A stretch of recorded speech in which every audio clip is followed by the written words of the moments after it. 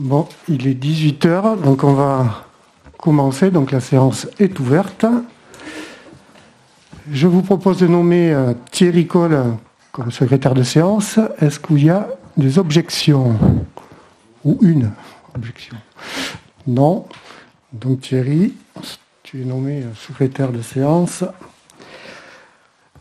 Donc, on donnait pouvoir. Donc, Monsieur Constant à Chloé Andueza, Guy Ponce à Élodie Bourrel, Katia Amestoy à M. Bourdins, Arnaud, Perrier-Michel à Thierry Coll, Sophie Weber à Muriel Mas, Gilbert Badette à Delest Marie-France et Serge Courreillan à Yvan Alquier.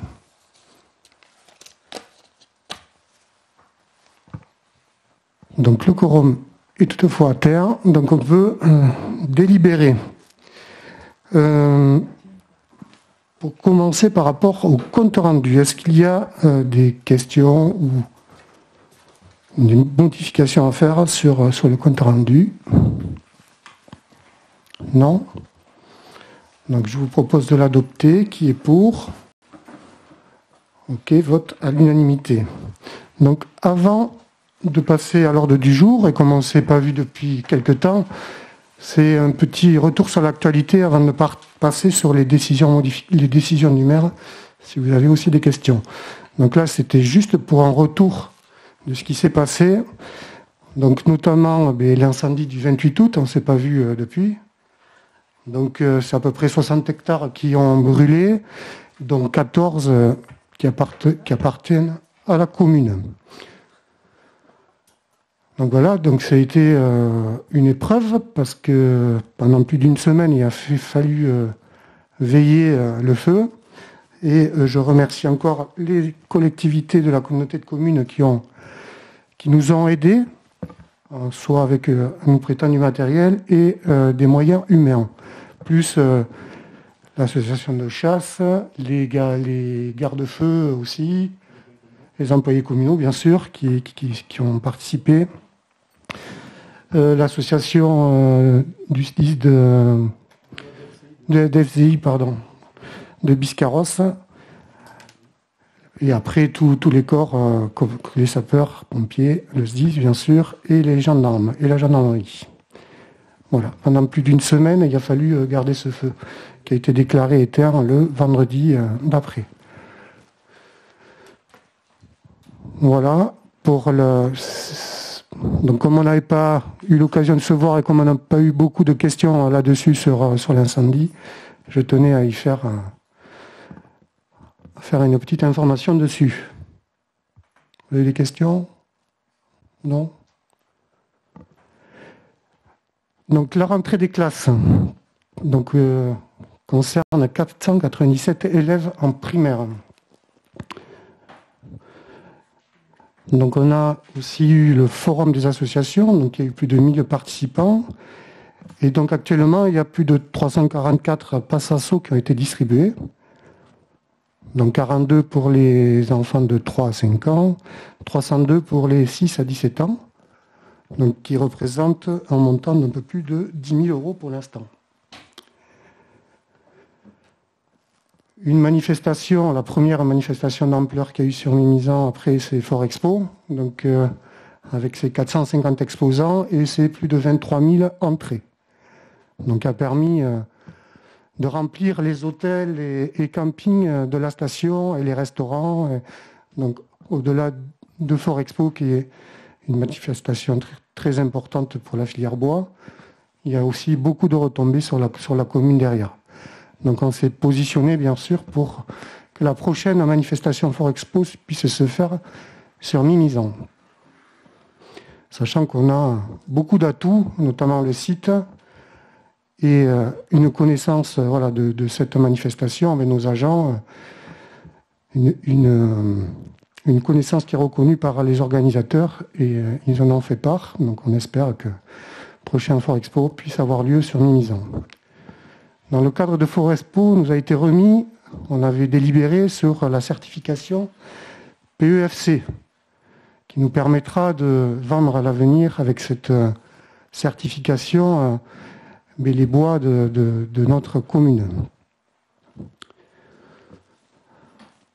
Quelques informations encore sur donc mercredi prochain, il y a un chantier citoyen. Donc là, j'excuse Sophie Weber qui l'organise, mais là qui est en CA, conseil d'administration au lycée, donc qui a donné procuration et qui aurait pu vous en dire plus. Donc c'est sur la plage du Courant. Donc normalement, il y en aura une donc cet automne et il y en aura une au printemps prochain sur la plage du Courant. On constate qu'il y a du nettoyage à faire chaque année. Il y a eu samedi dernier l'installation du conseil municipal des jeunes. Donc avec l'élection de Madame le maire, parce que c'est Ombline qui a été élue par ses pairs. Donc c'est 20 enfants des différentes écoles et du collège qui ont participé à ce conseil municipal des jeunes. Donc qui a été installé et la prochaine réunion, c'est le 20 ou le 27. Donc la date, c'est le 27 novembre où ils vont se réunir et commencer à travailler toute la journée sur des propositions. Et ils en ont beaucoup pour les avoir entendus se présenter leur profession de foi, ce qui était très intéressant. Et le 11 novembre, oui, ils participeront bien sûr à la cérémonie. Donc après, sur le parc d'hiver, alors là aussi, il faut être bien clair, on a une coupe d'arbres à faire sur des arbres malades qui ont le champignon l'armillière bourridier. Alors, excusez-moi, je sais pas ce que c'est. Donc il y a entre 25 et 30 pins à couper. Donc ils sont localisés, les services les ont localisés. Voilà, vous avez le pictogramme là, en orange, donc pour arrêter cette maladie.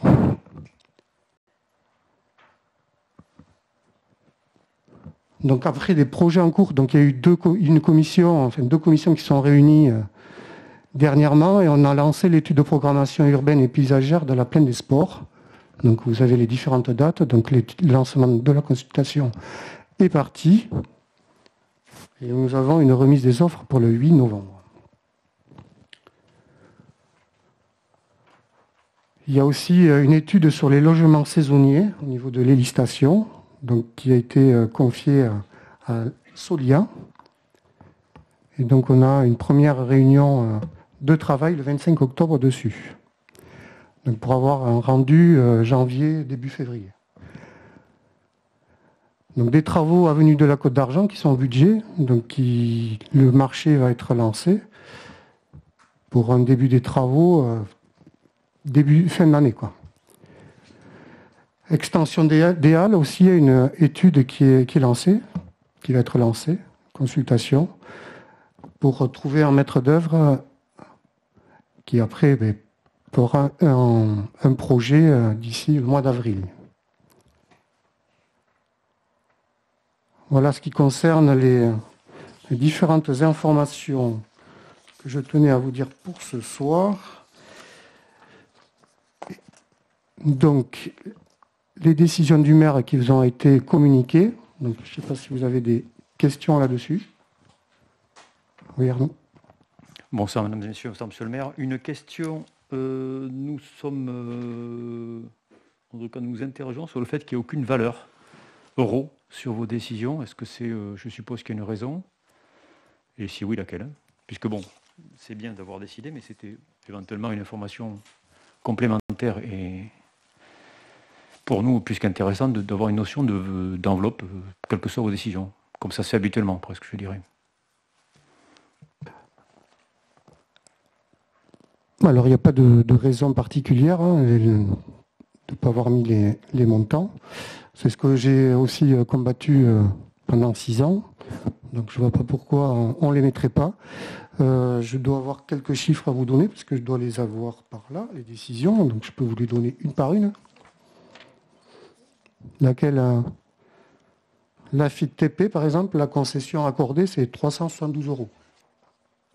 Oui, après, on vous laisse, enfin, on valide, mais c'est pour avoir un ensemble. On vous laisse le temps de nous donner l'information par ailleurs. On ne vous donne pas la liste de. Mais comme on le faisait aussi, il y a quand même des montants qui sont assez importants et ceux-là, on les a communiqués en leur temps. C'est quand même assez transparent de nous les communiquer. Si vous voulez bien, 372 €, on conçoit. C'était pour des sommes un petit peu conséquentes, n'est-ce pas?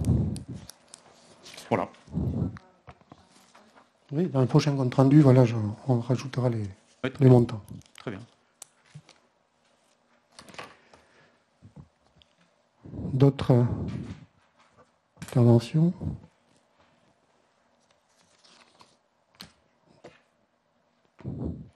Je reviens sur ce qui est juste en avant, en introduction de votre conseil sur les motions données. Deux petites remarques. Donc, le conseil des jeunes, il aurait été intéressant de pouvoir y participer en tant que public, peut-être, pour information. Et le deuxième, le délai de programmation, le délai de retour d'information, enfin de candidature pour la programmation urbaine et paysagère, 11 octobre, 8 novembre, c'est très très court pour un professionnel de ce milieu. Mais c'est juste une remarque. C'est très très très court. Vu les charges qu'ils ont en ce moment, c'est très très court. Oui. On a déjà des dossiers qui ont été retirés. Hein. Donc après, c'est juste candidature avec... c'est un dossier de candidature. Pour l'instant, il ne chiffre rien. Par rapport au CMJ, alors le choix, c'est le contexte sanitaire. Hein, on est un peu coincé. Si on accordait à un parent, on accordait aux 20 familles, plus tout le monde. C'était impossible d'organiser ça ici. Et surtout, c'était les enfants qui parlaient entre eux. Et donc, il ne fallait pas non plus intervenir dans leurs discussions. Et voilà. Et donc, voilà, il y avait les deux raisons. Je ne sais pas si tu veux... Oui, donc on a fait ce choix-là donc de par la crise sanitaire. Donc, on était limité en nombre. Et puis, en plus, le temps du matin, c'était des ateliers. Donc, voilà, il était intéressant que les enfants se connaissent entre eux. Ils étaient assez impressionnés aussi d'être là. Donc, on a trouvé important pour eux, hein, pour qu'ils ne soient pas trop entourés d'adultes. Par contre, la remise officielle de l'écharpe par Monsieur le maire a été faite à l'extérieur. Donc, tout le monde était convié à ce moment. Merci. Pas d'autres questions? On passe à l'ordre du jour. Donc on va passer aux finances. On va parler de mandat spécial pour le Congrès des maires et je donne la parole à Yves Servetot.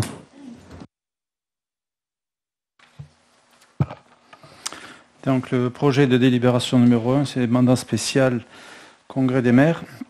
Le prochain Congrès des maires de France se déroulera à Paris, porte de Versailles, du 16 au 18 novembre 2021. Cette manifestation nationale est chaque année une occasion pour les élus des locaux de participer à des débats, tables rondes, ateliers sur des sujets relatifs à la gestion des collectivités territoriales. Leur participation présente incontestablement un intérêt pour la collectivité qu'ils représentent. Et compte tenu de ces éléments, il est proposé au Conseil municipal, en application de l'article L2123-18 du Code des collectivités territoriales, donc de mandater M. Pomarès Frédéric, maire de Mimizan, et Mme Mas Muriel, adjointe au maire, à effet de participer au prochain Congrès des maires de France, de prendre en charge l'intégralité des frais occasionnés pour ce déplacement sur la base des dépenses réelles effectuées, de dire que les crédits sont inscrits au budget. Participer au Congrès des maires, c'est aussi pour les représentants des collectivités territoriales et des EPCI, mesurer sur la fin d'une année ce que peut être la loi de finances. Et actuellement, la loi de finances prépare des choses notamment sur la CVAE qui aura un gros impact pour nos communautés de communes, mais aussi pour nombre de collectivités. Donc c'est pas neutre. Et aujourd'hui, vous savez combien aussi les sources de financement, que ce soit les subventions, sont importantes. Donc il est important que la ville de Mimizan soit présente à ce congrès. Est-ce qu'il y a des questions? Non.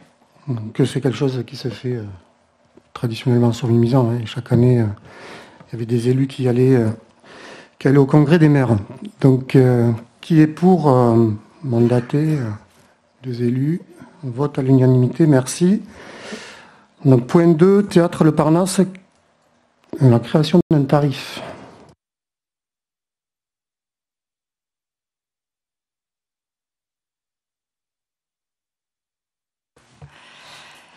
La commune de Mimizan propose un déplacement visite de groupe pour visiter le bassin des Lumières à Bordeaux.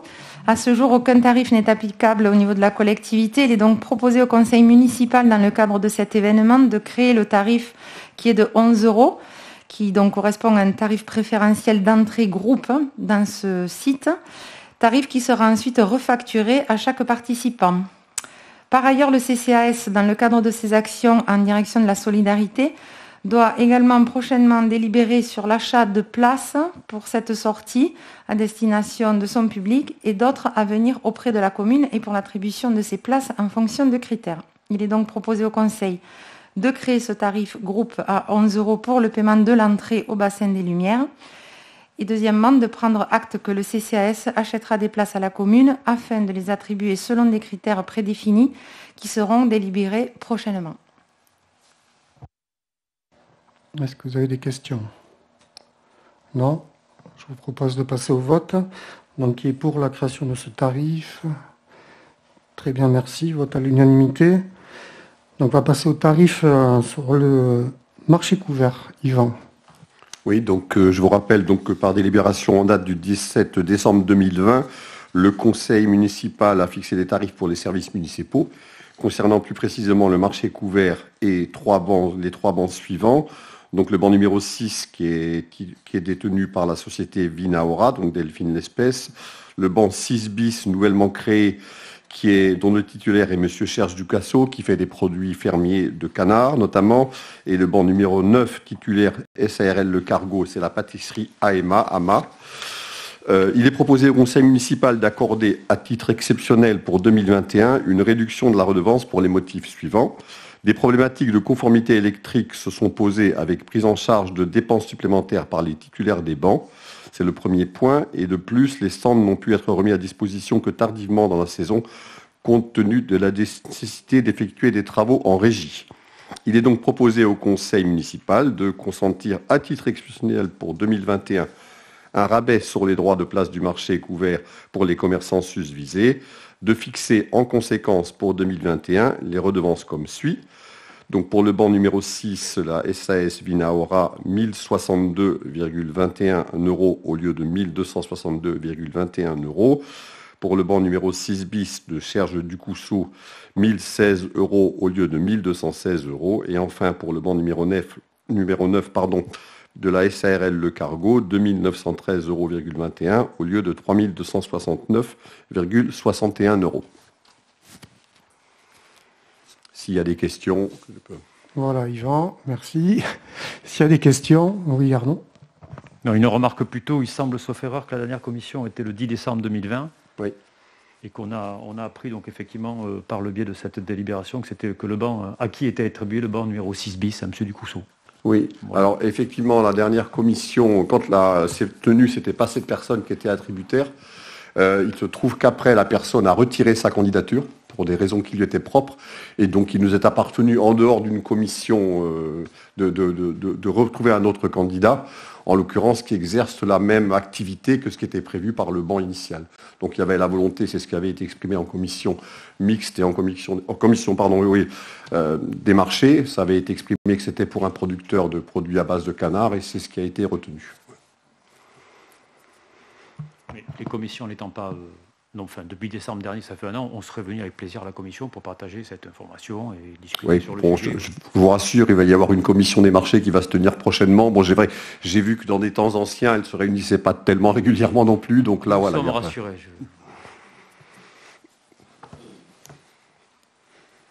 Yves ? Alors, puisqu'on aborde le sujet des commissions, on va peut-être se faire un petit point. Fin d'année 2020, nous avions fait un point sur 6 mois de fonctionnement et je vous avais indiqué que les commissions municipales s'étaient réunies à 17 reprises. Aujourd'hui, si nous regardons l'année 2021, on peut se féliciter que l'ensemble des conseillers municipaux aient participé à un peu plus de 35 commissions à ce jour. La commission des finances s'est réunie un peu plus de 5 fois et se réunira le 27 octobre prochain. La commission des travaux s'est réunie à 4 reprises et va se réunir encore prochainement. Donc je souligne bien la commission des travaux. Ensuite, que ce soit la commission éducation, la commission culture, la commission des sports, la commission des marchés s'est encore réunie lundi soir dans la salle de l'OIT. Et il y a 3 réunions qui sont encore prévues sur les prochaines semaines. Globalement, ça sera un peu plus d'une 50aine de réunions. Mais au-delà de dire qu'on se réunit en commission, on pourrait aborder aussi les thématiques qui permettent de remettre à plat un petit peu le fonctionnement de la collectivité et de participer quelque part aussi au redressement des finances communales. Merci pour la précision, Yves. Voilà, il y a plus de commissions et quand j'entends travaux, pendant 6 ans, il y en a eu 0. Donc là, il y en a déjà eu 4 en 1 an.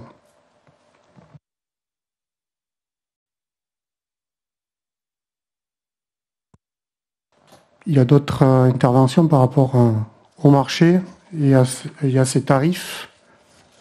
Donc, je vous propose de passer au vote. Donc, qui est pour consentir à titre exceptionnel? Très bien. Je n'ai pas eu le temps de finir la parole. La phrase, c'était déjà voté. Très bien, merci. Donc, on va passer à l'urbanisme, au point 4, sur le PLU et la modification simplifiée. Marie-France. Merci, monsieur le maire. Donc, nous avions déjà évoqué cette modification simplifiée des secteurs déjà urbanisés. Et donc, il faut délibérer pour lancer le processus.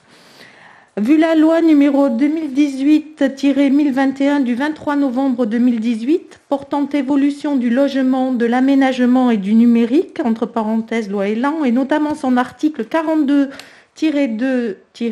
vu le Code général des collectivités territoriales, vu le Code de l'urbanisme, et notamment ses articles L121-8, L153-36, L153-45 à L153-48, vu la délibération du comité syndical du syndicat mixte du SCOT du Born en date du 21 février 2020, portant approbation du SCOT du Born, vu la délibération du conseil municipal numéro 18-133 en date du 13 décembre 2018, portant approbation du PLU, considérant que le schéma de cohérence territoriale du Born, approuvé le 21 février 2020, a défini les critères d'identification des secteurs déjà urbanisés prévus par la loi Elan et a désigné des quartiers pouvant prétendre à cette qualification. Considérant que sur le territoire de Mimizan, les quartiers identifiés comme potentiels secteurs déjà urbanisés sont Robichon, Joanne, Le Chéou, Bourroc, Estin et Archus Nord, considérant qu'il convient parmi ces quartiers d'identifier précisément les secteurs déjà urbanisés répondant aux critères préalablement fixés, en s'intéressant notamment à la densité, l'implantation ou encore la capacité d'accueil.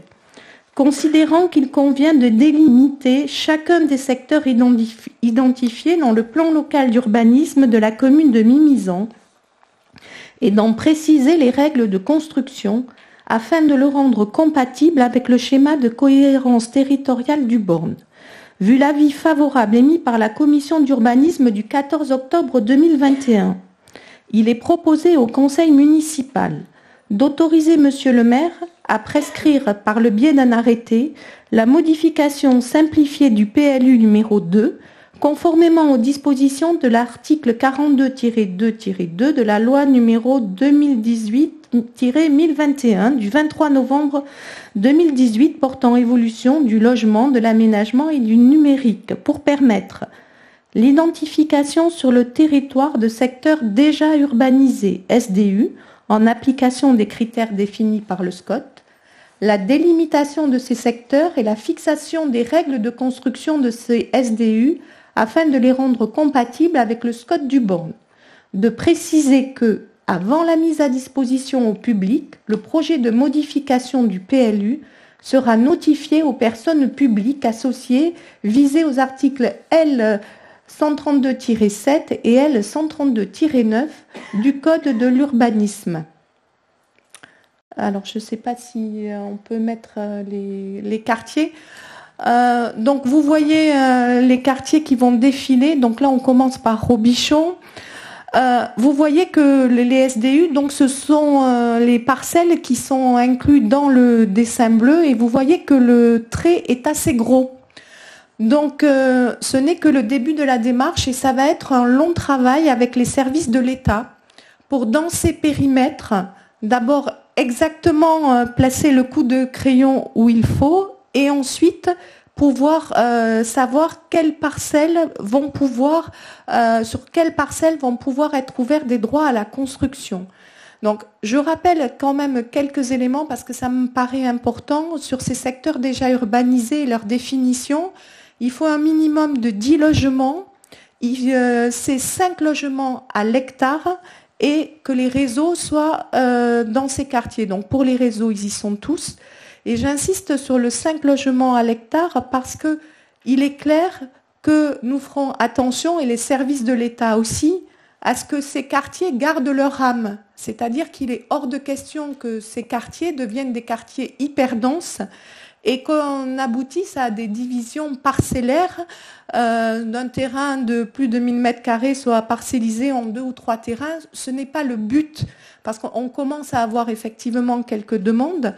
Et donc, il est clair qu'on ne défigurera pas ces quartiers et qu'ils garderont leur âme. Donc, il n'y aura pas de surdensité sur ces quartiers, mais que par contre, les dents creuses, sous certaines conditions, pourront être urbanisées, et qu'effectivement, ça ouvrira un droit de construction limité. Mais on espère comme ça, effectivement, que sur les terrains, notamment sur les terrains familiaux, cela permettra l'implantation de jeunes actifs. Mais cela n'ouvrira pas, je vous rassure, un marché spéculatif sur ces terrains, que l'on soit bien clair. Et ensuite, cette modification simplifiée, elle devra passer devant la commission départementale de la nature, des sites et des paysages. Donc là, effectivement, c'est pareil, ça sera dans le respect du cadre de l'âme de ces quartiers. Et ensuite, chaque dépôt de permis de construire, même si ce ne sera qu'un avis consultatif, devra passer devant cette commission. Donc pour dire qu'effectivement, ça ne dénaturera pas nos quartiers. Merci Marie-France. Est-ce qu'il y aura des questions? Non. Donc on a été en préfecture voir, en la DDTM, pardon, voir les services pour discuter par rapport à ces SDU qui sont inscrits dans le SCOT, le schéma de cohérence territoriale, parce qu'ils avaient une autre interprétation. Donc on a eu l'aval. Maintenant, il y a du travail de dentelle à faire pour le découpage avec les services, pour voir la constructibilité. Et comme l'a dit Marie-France, il ne faudra pas dénaturer les quartiers. Donc il y a un volet paysager et architectural qui devra être respecté et qui sera étudié.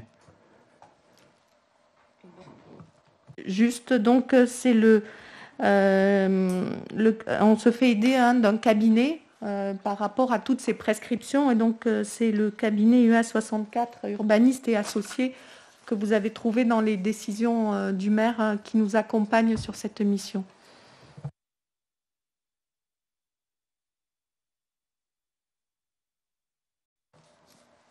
Pas de questions? Donc je vous propose de passer au vote. Donc qui est pour la prescription? Merci. Vote à l'unanimité. Donc toujours Marie-France sur la cession de parcelles. Donc le retrait de délibération du 9 mai 2019. Vu la délibération numéro 19-047 du 9 mai 2019 par laquelle le conseil municipal a décidé de vendre à la société Mickey Immobilier un terrain à bâtir d'une surface environ de 4 971 m², issu de la parcelle communale cadastrée AN 161, située au lieu-dit Carquebine, au prix de 235 000 €. Vu le courrier en date du 1er octobre 2020, reçu en mairie le 8 octobre 2020, par lequel la société Mickey Immobilier renonce à l'acquisition de la dite parcelle. Il est proposé au conseil municipal de retirer la délibération numéro 19047 du 9 mai 2019 relative à la vente à la société Mickey Immobilier d'un terrain à bâtir d'une surface d'environ 4971 m², issu de la parcelle communale cadastrée à N161 située au lieu-dit Carquebine. Est-ce qu'il y a des questions? Non. Passe au vote. Qui est pour ce retrait? Vote à l'unanimité, pardon. 6, vas-y. Alors, cession de la même parcelle à la société Severini. Considérant que la société Severini, représentée par Madame Mathilde Bellamy, domiciliée 61 rue Jean-Briot à Mérignac, a manifesté son intérêt pour l'acquisition de la parcelle cadastrée section AN numéro 161 d'une contenance totale de 4971 m², située 14 allée du Raz, quartier Carquebine. Considérant que cette volonté procède de l'intention de réaliser un programme immobilier d'une surface de plancher total de 2950 m², destiné à la réalisation d'un projet d'habitation, dont 738 m² destinés à la production de logements sociaux et 2212 m² destinés à la production de logements libres avec l'ensemble des parkings en extérieur. Considérant l'intérêt à vendre des terrains communaux non exploités, afin d'accroître la marge de manœuvre financière de notre collectivité dans l'élaboration budgétaire et de favoriser la production de logements sociaux et logements individuels pour atteindre les objectifs de population fixés par le SCOT. Considérant que la parcelle AN numéro 161 n'est pas une dépendance du domaine public et qu'en conséquence elle ne nécessite pas de déclassement, vu l'avis des domaines en date du 5 mai 2021, pour une valeur estimée à 293 000 €, vu la demande de proposition d'achat par la société Severini d'un montant de 264 000 €, vu l'avis favorable émis par la commission d'urbanisme du 14 octobre 2021, il est proposé au conseil municipal de vendre à la société Severini domiciliée 61 rue Jean-Briot à Mérignac la parcelle cadastrée section AN 161 d'une contenance de 4971 m² pour un montant de 264 000 €. De dire qu'il existe une bande de pare-feu de 12 mètres située au nord appartenant à la commune sur la parcelle AN 43. De dire que la parcelle AN 161 sera grévée d'une bande de pare-feu de 12 mètres de profondeur située côté est. De dire que l'acte de cession précisera qu'aucune spéculation sur un terrain nu ne sera autorisée dans les 5 ans suivant la signature de l'acte. En cas de force majeure, l'autorisation préalable du conseil municipal sera demandée avant toute cession. De dire que l'ensemble des frais de bornage et autres frais annexes à cette cession seront à la charge de l'acquéreur, frais de notaire, déplacement éventuel de réseau. D'autoriser Monsieur le maire à signer tout document et acte notarié afférent à cette opération. Donc simplement pour dire que si vous avez vu l'estimation des domaines et si vous avez vu le prix auquel on vous le propose, vous verrez qu'il y a un décalage de moins 10% en notre défaveur. Et que si vous allez sur site, vous allez comprendre parce que ce terrain n'est pas un terrain facile à la construction. C'est un terrain qui est très pentu et qui donc va nécessiter certainement des prescriptions particulières avec un surcoût pour le promoteur. Et c'est d'ailleurs pour ça que le premier promoteur s'était retiré, parce que l'opération pour lui n'était pas rentable. Donc, nous souhaitons effectivement que ce terrain soit bâti. Si nous vous proposons ce groupe, c'est parce que nous avons travaillé avec eux sur l'élaboration d'un projet, que nous vous avons montré en commission d'urbanisme les esquisses et qu'elles respectent assez bien justement la topographie du terrain. Est-ce qu'il y a des interventions? Arnaud? Deux remarques. La première, à reprendre vos propos et vous entendre dire que vous considérez que l'intérêt à vendre des terrains communaux non exploités afin d'accroître la marge de manœuvre financière de notre collectivité, donc c'est un vrai intérêt. On vous remercie de le valider, c'est ce qu'on a toujours pensé, c'est ce qu'on a toujours dit, c'est ce que vous avez souvent critiqué quand nous étions aux affaires. Donc, on a le plaisir de constater que quand on s'éloigne des élections, vous pouvez être d'accord avec nos propos, puisque donc, effectivement, là où vous qualifiez l'intervention de dilapider le patrimoine, vous reprochez ça, vous, à l'intérêt pour la commune. Mais en fait, le résultat est le même. Mais on va dans votre sens, puisque nous avons toujours eu la même position, n'est-ce pas ? Et ensuite, la dépréciation du prix pour un terrain accidenté, je peux peut-être penser que les domaines apprécient aussi cette difficulté parce qu'ils ne jugent pas le terrain par téléphone, vous le savez bien. Donc je pense qu'ils actent en connaissance de cause, quand même. Alors, juste une petite réponse. Quand on m'a proposé ce texte pour le conseil municipal, c'est vrai que je vous ai souvent critiqué par rapport à cette petite phrase que j'ai volontairement laissée parce que la situation financière de la commune est quand même assez compliquée et qu'effectivement, il faut être réaliste. Deuxièmement, ce terrain, effectivement, nous n'avions pas d'intérêt, la collectivité, à faire un projet dessus. Si nous avions pu, s'il avait été moins accidenté, effectivement, nous l'aurions nous-mêmes vendu, notamment pour du logement principal à des primo-accédants. Et ensuite, effectivement, il faut être réaliste. Pour les finances de la collectivité, ça c'est le premier point. Donc c'est un terrain qui n'avait pas d'intérêt à être gardé dans le patrimoine communal et l'intérêt c'est qu'il y ait 10 logements sociaux là-dessus. Ensuite, par rapport au domaine, alors on pourra discuter. Les domaines là en ce moment ils sont basés à Limoges et donc il est clair que sur un terrain qui n'est pas très loin, en 2 mois, on a eu 2 estimations complètement différentes. Donc effectivement, je ne suis pas sûre qu'ils se rendent toujours compte vraiment de la situation des terrains. Et c'est un service où il y a de moins en moins d'agents. Et donc parfois, effectivement, ils n'ont peut-être pas toutes les subtilités du terrain. Et c'est pour ça aussi qu'il est possible de faire une décote ou une surcote de plus ou moins 10% par rapport à l'estimation des domaines. Muriel, vas-y. Oui, je voudrais juste préciser à M. Bourdinx, si vous lisez les estimations des domaines jusqu'au bout et que vous prenez l'article 7, vous verrez que la valeur vénale des estimations faites par le service des domaines se fait par méthode de comparaison.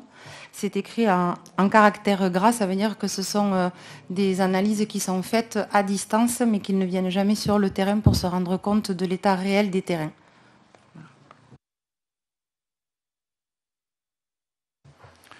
Alors, concernant les précisions budgétaires, je voudrais rappeler que de 2017 à 2020, c'est un peu plus de 4 400 000 € qui ont été inscrits dans le budget sur des cessions de parcelles qui n'ont jamais été réalisées, qui fait que la ville de Mimizan s'est trouvée dans cette situation financière et donc a augmenté son taux d'endettement. Ça, c'est un premier élément. Et on constate bien dans la délibération précédente, qui est la délibération numéro 5, eh bien, le retrait de la société Mickey, donc, qui ne réalise pas le projet. Et donc, oui, on retrouve cette société qui était inscrite, entre guillemets, dans les recettes potentielles pour boucler un budget chaque année.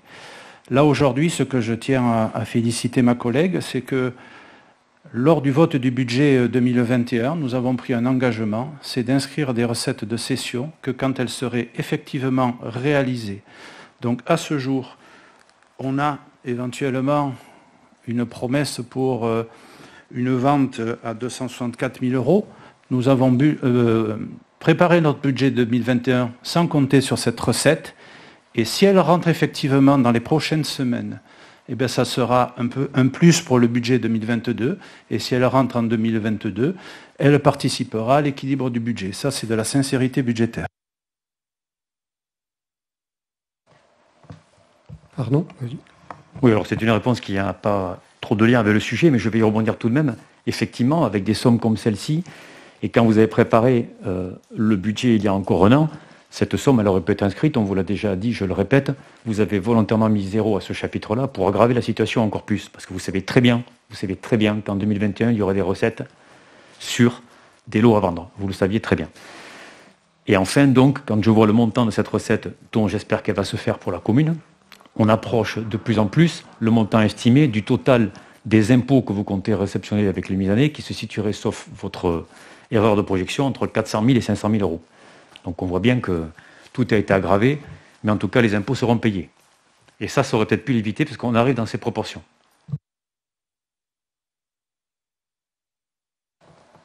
Donc la sincérité du budget, c'est quand on n'a pas l'entreprise ou le promoteur en question en début d'année quand on fait les budgets, c'est un peu compliqué de lire dans la boule de cristal que quelqu'un va se réveiller et va venir acheter un terrain.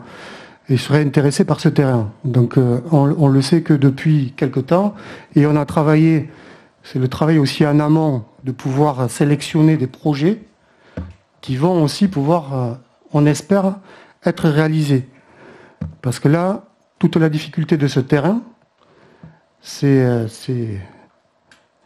sa topographie et sa problématique de construction dessus. Donc on ne sait même pas, enfin, moi, on n'a pas encore l'assurance que ça sera construit par rapport à les problématiques techniques pour faire des pieux, notamment, sur ces terrains-là. Donc nous, on est parti sur un projet avec 10 logements sociaux plus d'autres logements, avec une proposition architecturale. Mais maintenant, il faut vraiment voir si techniquement, ils vont être en capacité, parce que là aussi, je ne vous cache pas que les coûts de la construction font plus 10% minimum actuellement. Donc on va voir si le promoteur sera en mesure d'aller au bout du projet. Et sur le budget, j'en reviens, on n'a pas les promoteurs quand on est arrivé, on n'avait personne sur ce terrain qui, au mois d'octobre 2021, une personne s'est désistée. Et c'est qu'après cet été, qu'une personne s'est proposée. Donc c'est un peu dur de le mettre sur un budget, pour être sincère. Juste surtout, en plus que la méthode de travail est un peu différente, parce que le promoteur qui s'est désisté, quand on l'a rencontré, en fait, il avait le plan de la parcelle, et en fait, il y avait un cube sur la parcelle. Voilà. Donc, il avait acheté le terrain où, en tout cas, il y avait une promesse de vente. C'était la parcelle avec un cube. Là, c'est une parcelle avec plusieurs rencontres avec les promoteurs pour pouvoir décider de vendre avec notre accord par rapport au projet qui était réalisé. Donc, les choses changent un petit peu quand même. Et donc, ensuite, effectivement, il y a quand même des clauses, notamment par rapport au coût de construction et à la construction du terrain. Donc effectivement, on espère que ça va se faire, mais on n'en a pas la certitude. Donc on préfère effectivement ne pas l'inscrire tant que les choses ne sont pas sûres. C'est une méthode différente. Je pense que les Mimisanais et les Mimisanaises l'apprécieront. Xavier ? Oui. Juste pour mettre en corrélation les deux délibérations qui sont proposées, si on regarde la valeur du terrain telle qu'elle avait été vendue en 2019, c'était 235 000 euros. Donc là, on est à 264 000 euros. Donc on ne peut pas contester quand même que la valeur est plus importante. Que le terrain qui a été vendu en 2019, c'était un projet sans aucune cahier des charges, surtout en direction donc, de construction liée aux personnes actives ou à revenus modestes, que là, il y a donc une servitude de mixité sociale qui est demandée à l'opérateur. Donc pour lui, il y aura inévitablement une rentabilité qui sera bien moindre. Donc je pense que l'appréciation qui est faite de dire que ce n'est pas vendu assez cher me paraît quand même un petit peu artificielle. Après, ce terrain, il est en vente du moins au niveau du patrimoine communal depuis le début des années 90. Parce qu'il jouxte une opération donc, de logement social qui a été réalisée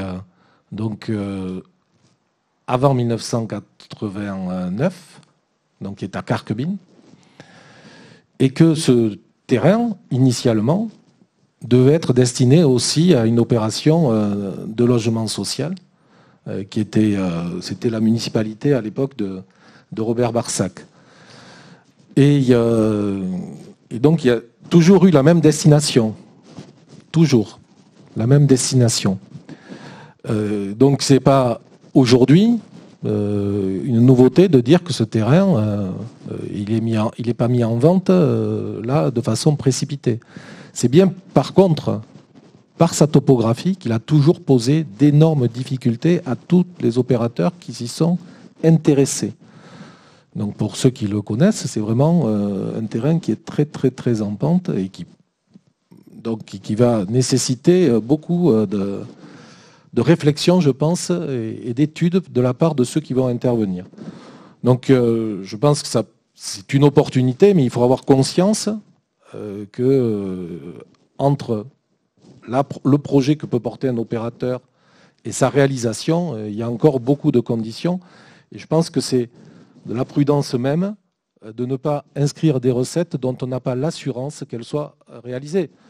Donc ce n'est pas pour revenir sur des pratiques anciennes ou sur des méthodes qui étaient, mais on a bien vu la difficulté qu'il y avait à inscrire des sommes qui n'étaient jamais réalisées et qui, quelque part, après, faisaient en sorte qu'on n'avait pas une vision très précise des budgets que l'on adoptait et qui se réalisaient. Donc aujourd'hui, c'est une autre méthode qui est proposée. On va pouvoir évaluer si c'est la bonne et après on pourra juger. Voilà, donc c'est sûr que c'est différent et je pense que c'est beaucoup plus prudent. Et par contre, de confondre, ça me surprend qu'à moitié, mais de confondre des recettes d'investissement avec des recettes de fonctionnement, ça témoigne quand même d'une difficulté d'analyse financière chez certains de nos collègues. D'autres interventions ? S'il vous plaît, oui. Sur la parenthèse du prix vendu plus cher aujourd'hui, je pense que nul doute, malheureusement d'ailleurs, que c'est l'effet Covid qui a surmis Misan et partout, en tout cas sur nos terres, encore aujourd'hui beaucoup demandé, qu'il y a eu une hausse de prix de vers 25%, on se trouve dans cette fourchette-là. Donc tout le monde, le milieu immobilier vous le confirmera, ce n'est pas une bonne négociation, c'est l'effet du marché qui fait que le prix du terrain a augmenté en 2 années, malheureusement. Ce n'est pas du tout le résultat, je pense, d'une négociation meilleure. Et puis pour le second point, de façon plus large, je pense définitivement qu'il est certainement pour vous plus facile d'augmenter les impôts que de réfléchir et de prévoir à des recettes éventuelles. Il y a toujours une petite marge de risque qu'il faut prendre, mais piloter une mairie ou une entreprise, c'est aussi prendre quelques risques de prévision. Mais on n'est pas d'accord sur ce sujet, donc ce n'est pas le débat, mais je tiens à le souligner. Alors, chers collègues, on peut faire des effets de manche. Donc si vous en avez fait un, je vais en faire un. Vous parlez des impôts et la ficelle, pour moi, elle est un peu trop grosse à avaler. Quand on a oublié de mettre dans le budget 2019 un peu plus de 48 000 € de frais de notaire pour l'opération du Lot-et-Garonne, du Tarn-et-Garonne, quand on a oublié de mettre dans le budget un peu plus de 52 000 € d'honoraires, je vous rappellerai qu'à la demande du Trésor public, suite à un contrôle de la Chambre régionale des comptes, nous avons fait une décision modificative pour réajuster l'encours de dette de la commune au mois de juin pour un peu plus de 100 000 €. Donc, à un moment donné, si on peut cumuler les surprises et celles reçues encore cette semaine, mais on en parlera en commission des finances, des participations d'Enedis appelées sur des projets déposés en 2019, quand on va commencer à totaliser tous ces chiffres, je pense que vous avez l'explication sur l'augmentation des impôts en grande partie. Donc merci pour toutes ces explications, précisions. Donc on va repasser à ce point et voter. Je vous demande de vous positionner sur la vente du terrain à la société Severini. Donc qui est pour ? Vote à l'unanimité, merci. Donc, point 7. Toujours une cession de parcelle.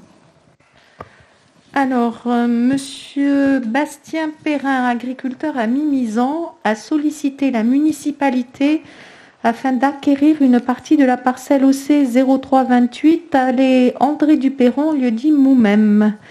Au départ de son père à la retraite en 2012, Monsieur Bastien Perrin a repris l'exploitation agricole. Les terres exploitées sont environ 87 hectares, sont propriété communale et lui sont louées sous forme de bail rural. Les terres sont cultivées sous label agriculture biologique. La parcelle faisant l'objet de cette vente est actuellement mise à disposition à M. Bastien Perrin suite à une convention établie en 1981, délibération du 23 septembre 1981, au profit de son père, M. Marc Perrin. Des bâtiments d'exploitation, notamment un hangar, sont présents sur la parcelle.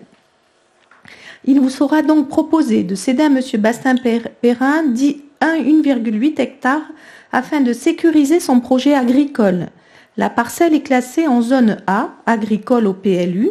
Compte tenu de la nature et de la situation du terrain, France Domaine a estimé la valeur vénale le 18 février 2021 à 32 500 €. Le montant de l'acquisition s'élève donc à 32 500 €. Les frais afférents à la vente ainsi que le bornage seront mis à la charge de l'acquéreur. L'acquéreur potentiel a accepté ces conditions de vente. Il est précisé que M. Perrin devra se mettre en conformité avec les différents services de l'État. Vu l'avis favorable émis par la commission d'urbanisme du 14 octobre 2021, il est proposé au conseil municipal de céder à M. Perrin-Bastien une partie de la parcelle cadastrée, section OC numéro 0328, allée Duperron, au lieu-dit Moumem, classée en zone A du plan local d'urbanisme pour une surface d'environ 1,8 hectares et pour une valeur vénale estimée par France Domaine de 32 500 €. De préciser que l'acquéreur devra se mettre en conformité avec les services de l'État sur les constructions existantes, de dire que les frais annexes inhérents à cette cession sont à la charge de l'acquéreur, de dire que l'acte de cession précisera qu'aucune spéculation sur le terrain ne sera autorisée dans les 5 ans suivant la signature de l'acte. En cas de force majeure, l'autorisation préalable du conseil municipal sera demandée avant toute cession, d'autoriser Monsieur le maire à signer tout document et acte notarié afférent à cette opération. Et donc là, c'est un dossier et c'est une demande de Monsieur Perrin qui date d'un certain nombre d'années. Quand on a repris le dossier, il y avait des demandes et des courriers tous les 2-3 ans depuis plus de 10 ans. Voilà. Donc c'est pour sécuriser son installation et la pérennité de son entreprise. Est-ce qu'il y a des questions dessus? Non? Donc, je vous propose de passer au vote. Donc, qui est pour céder à M. Perrin une partie de la parcelle? Vote à l'unanimité, merci. Point 8, donc dénomination de rue et de place.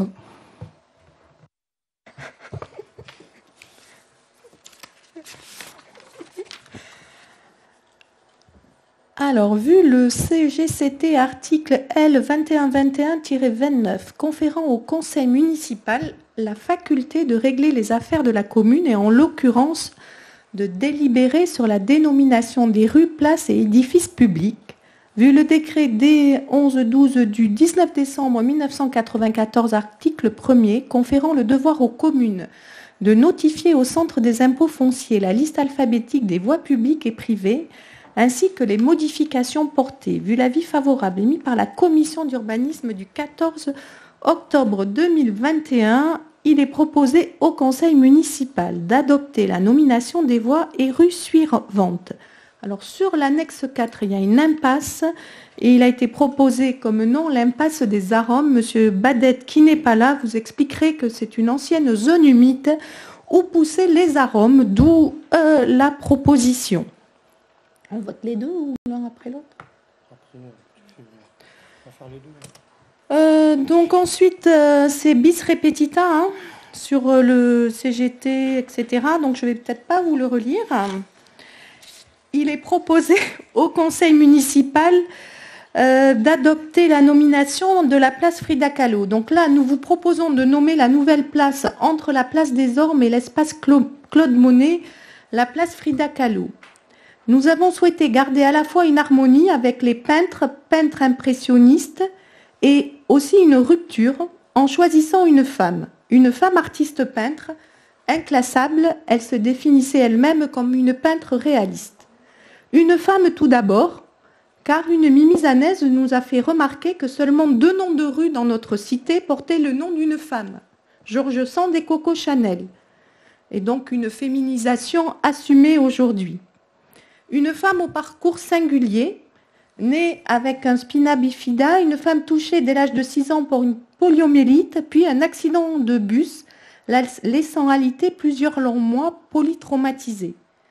Elle a d'ailleurs très bien peint ses souffrances physiques, et c'est à cette occasion, alors qu'elle se destinait à des études scientifiques de médecine, qu'elle a peint, clouée dans son lit pendant de longs mois. Une femme donc au parcours singulier, une femme libre, engagée politiquement, et qui s'est battue pour la cause des femmes dans la société, et notamment dans la société mexicaine au début du XXe siècle. Donc aujourd'hui, c'est pas facile, donc je pense qu'au début du XXe siècle, c'était encore un petit peu plus difficile. Et surtout une femme avec un parcours de vie singulier, en avance sur son temps, sur beaucoup de sujets sociétaux qui font encore débat aujourd'hui. Une femme artiste peintre reconnue de son vivant, une des plus célèbres de nos jours, se caractérisant donc comme une peintre autobiographique.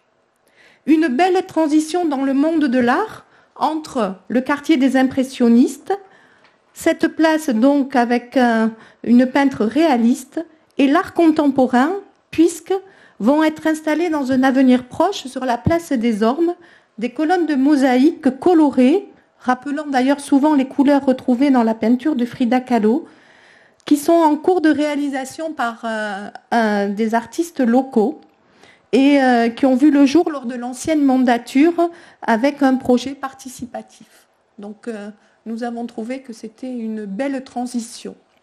Voilà ce que j'avais à dire. Merci Marie-France pour toutes ces précisions. Je vois qu'Élodie a levé la main.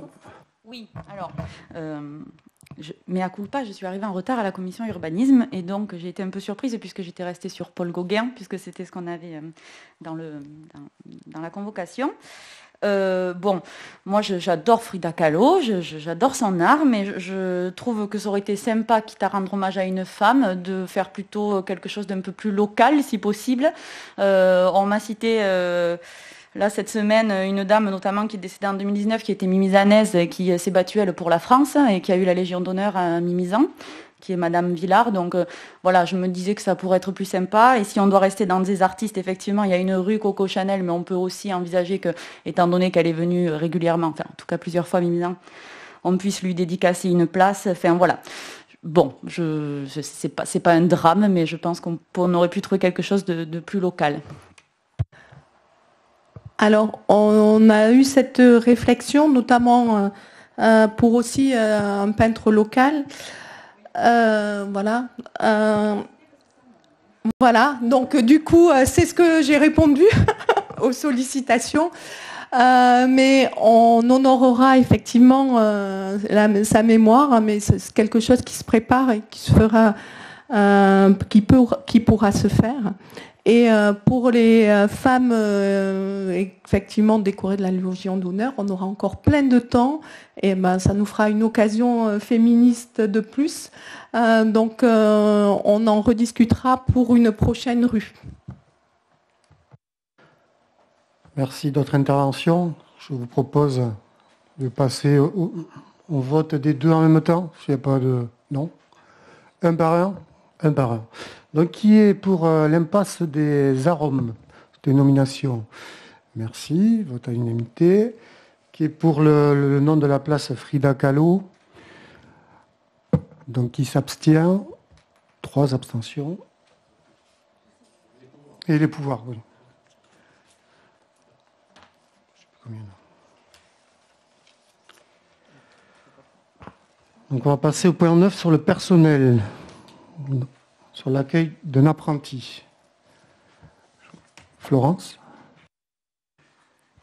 Alors, L'apprentissage permet à des personnes âgées de 16 à 29 ans révolus, sauf dérogation, sans limite d'âge supérieur pour les personnes handicapées, d'acquérir des connaissances théoriques dans une spécialité et de les mettre en application dans une entreprise ou une administration.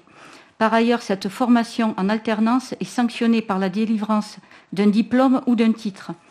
Ce dispositif présente un intérêt tant pour les jeunes accueillis que pour les services accueillants, compte tenu des diplômes préparés par les postulants et des qualifications requises par lui.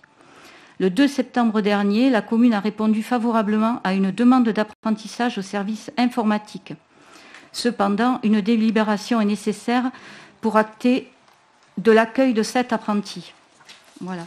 Alors, jusqu'à présent, la commune avait des apprentis dans le service des espaces verts. Et cette démarche d'apprentissage pour le service informatique répond à la volonté de la commune d'encourager l'apprentissage. Voilà. Alors, il est donc proposé au conseil municipal de recourir au contrat d'apprentissage, de conclure dès le 2 septembre 2021 un contrat d'apprentissage pour une durée de 1 an au service informatique afin de permettre à un étudiant de préparer un baccalauréat professionnel, système numérique, option réseau informatique et système communicant, de préciser que les crédits nécessaires sont inscrits au budget, d'autoriser Monsieur le maire à signer tout document relatif à ce dispositif, et notamment les contrats d'apprentissage, ainsi que les conventions conclues avec les centres de formation d'apprentis.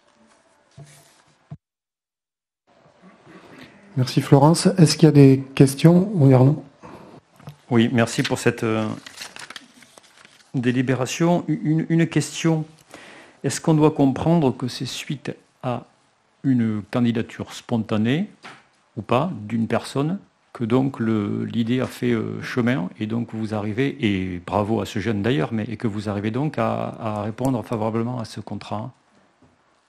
Dans ce cas-là, oui, c'est une candidature de jeunes qui a demandé, par le biais de sa formation, s'il pouvait avoir un contrat d'apprentissage sur la commune. Bien, donc c'est bien pour ce jeune, on est tout à fait d'accord et on votera bien sûr. Néanmoins, on pense que au nom de l'équité, il aurait sans doute été pensant que d'autres personnes, d'autres jeunes, et pas qu'un seul, souhaiteraient peut-être faire ce contrat. Il y a certainement beaucoup de contrats d'apprentissage qui sont aujourd'hui sur le carreau parce qu'il n'y a pas de collectivités ou d'entreprises qui prennent. En tout cas, de notre côté, nous aurions préféré qu'il y ait une consultation, un appel à candidature pour laisser la possibilité à plusieurs jeunes de répondre entre 16 et 29 ans, parce que ça pourrait froisser quelques jeunes qui apprendront peut-être que c'est en faisant une candidature que celui-ci a été pris, si vous comprenez notre position. Et donc on trouve que c'est pas très, comme je disais en introduction, pas très équitable par rapport à l'ensemble d'éventuels autres jeunes, ou moins jeunes en tout cas jusqu'à 29 ans. Voilà.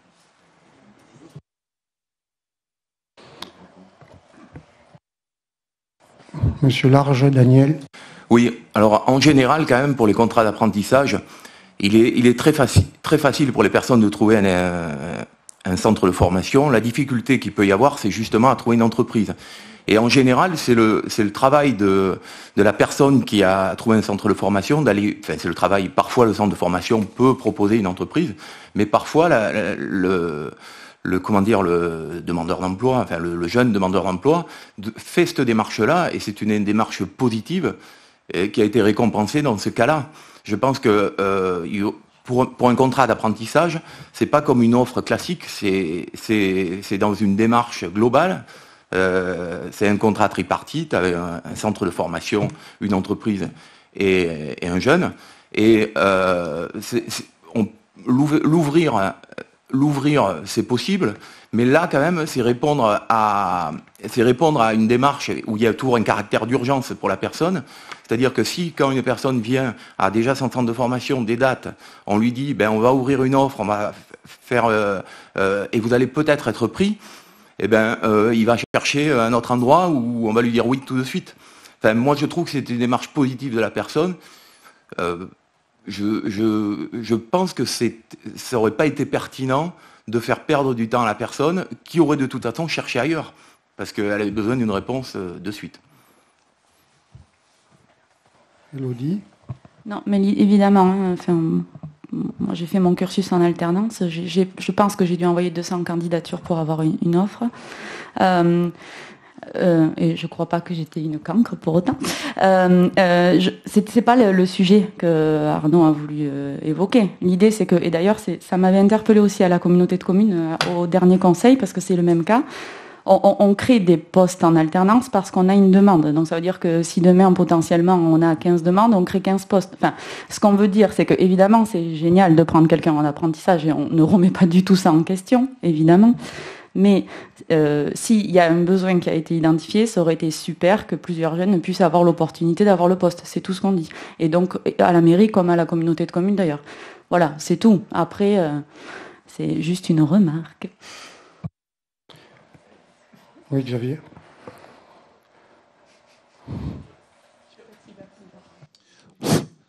Oui, enfin, on peut toujours faire des comparaisons et des parallèles. Il y a à un moment donné, les collectivités aujourd'hui, où elles répondent de façon favorable à l'impulsion qui va être donnée à l'apprentissage, parce qu'aujourd'hui, force est de constater que dans le secteur privé, on a encore de grosses difficultés pour faire de l'alternance.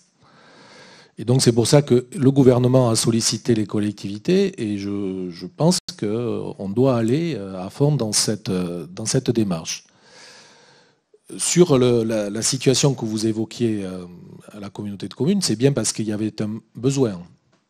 Et qu'à la fois, il y a l'adéquation entre le besoin et la candidature.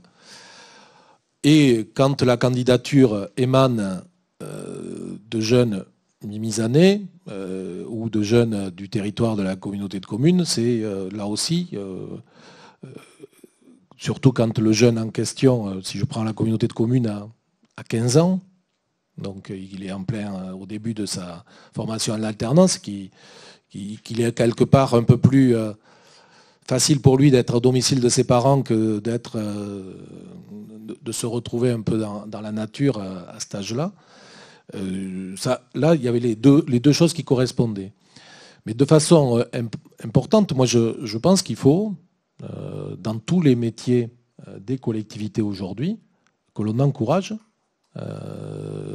les créations d'apprentis, dans la mesure où on bénéficie de soutien pour le faire, et que la charge financière résiduelle reste, qui est très différente selon l'âge, hein, parce que plus on est âgé, plus la rémunération est élevée, mais néanmoins, elle est quand même assez résiduelle, et je pense qu'on se doit de mettre un pied à l'étrier. C'est complètement différent que lorsque l'on crée un emploi, où là, il y a toute une obligation, en plus de publicité, ou qui quelque part, entre le moment où vous décidez de le créer et le moment où vous pouvez le recruter effectivement et qu'il prenne un poste, il y a au minimum 3 à 4 mois. Que là, l'apprentissage, quand la personne s'inscrit dans une école, il a besoin d'une réponse très très très rapide. Donc c'est pour ça que la mise en concurrence ou l'appel à candidature, c'est peut-être pas la procédure la plus adaptée.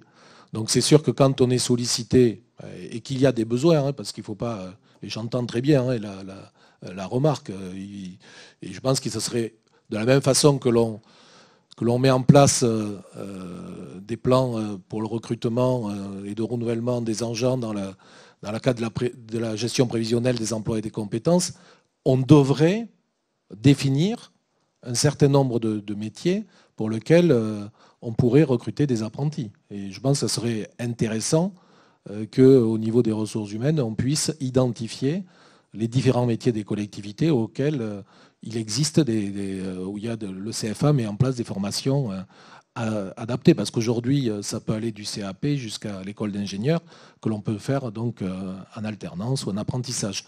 Et je pense que nous devrions, toutes collectivités confondues, se fixer des objectifs de la même façon qu'on pourrait dire qu'il nous faudrait recruter tant d'apprentis dans les années à venir. Parce que accueillir un apprenti, ça ne veut pas dire créer des emplois. Au contraire, c'est former des personnes et les rendre opérationnels pour entrer dans le marché du travail. Donc c'est qui est très, très différent. Je pense qu'il y a beaucoup de choses qui ont été dites, et moi je veux rajouter, c'est que sur la politique RH de la mairie, on voit bien qu'il y a certains métiers qui sont compliqués à trouver du personnel. Et c'est aussi regarder, nous en interne, si on pourra former les apprentis pour les former au métier. Je pense surtout sur le bâtiment, voirie, enfin voilà. Il y a des métiers particuliers. C'est avoir cette politique RH qu'on devra mener. Bon, c'est clair, c'est quelque chose qui sera proposé. Mais là, c'est vraiment répondre à une personne qui tape à la porte de la mairie, qui veut faire un apprentissage informatique. On demande au service informatique s'il y a le besoin, s'ils sont en capacité d'encadrer. Quand tout est ouvert, eh bien, on a dit oui, quoi. Voilà. Je vous propose de passer au vote. Donc, qui est pour la création de ce contrat d'apprentissage? Merci, vote à l'unanimité. On va passer à la culture, au point 10, donc le pass culture. Le pass culture, c'est donc un dispositif de l'État. Comment ça fonctionne? En fait, c'est une cagnotte virtuelle de 300 € pour tout jeune de 18 ans que ce jeune peut ensuite utiliser comme bon lui semble dans une structure à vocation culturelle. Donc, pour pouvoir répondre à la demande de ces jeunes, il faut que les structures culturelles s'inscrivent dans ce processus. Du coup, le Théâtre du Parnasse a demandé l'autorisation de pouvoir figurer au sein de la plateforme.